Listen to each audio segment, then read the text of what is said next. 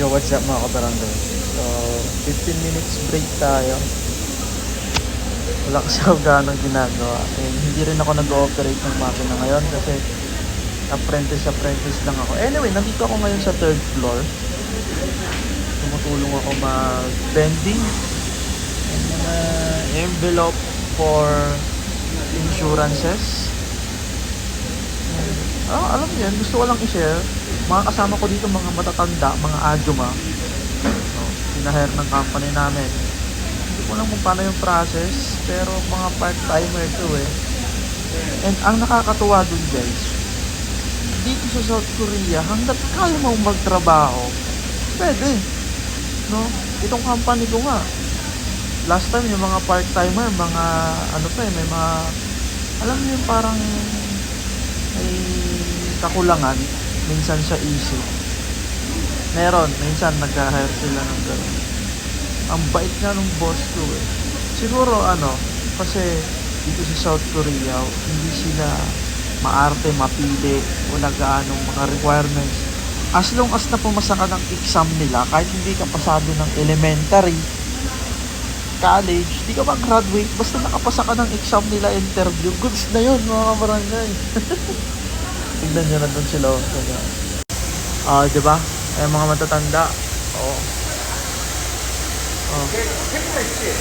Wala lang. Na-share ko ng mga kabarangay kasi bilib ako sa patakaran din ng Korea. Talagang gusto nilang tumulong sa kapwa nila. Biruin nyo, hindi sila mahigpit pagdating sa trabaho, pagdating sa mga requirements. Siguro may mga mahihigpit na company, pero itong company ko kasi wala eh, maluwag eh. As long as na kaya mong magtrabaho at gawin yung mga ginagawa dito, pwede. So ayun, grateful ako na nandito ako sa company na to kahit na sobrang daming stress at saka na rin yung napagdaanan ko dito. Wala lang, na-share ko lang.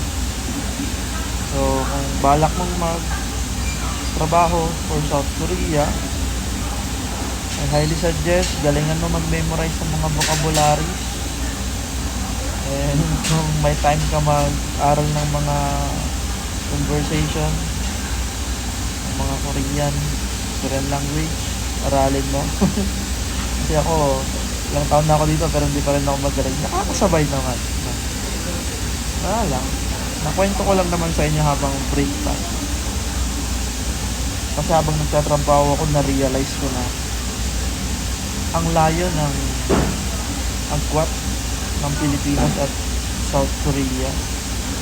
Sa Pinas, sobrang higpit ng mga requirements, pero yung sahod hindi naman gaano kalakihan. Sa ibang bansa, hindi naman mahigpit.